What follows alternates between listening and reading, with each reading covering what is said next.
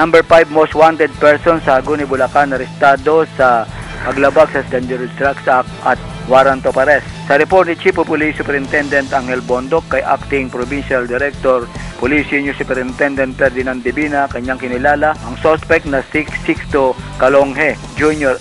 Naarestong suspect sa harap ng Malolos Apartel, Barangay San Pablo, City of Malolos, Bulacan.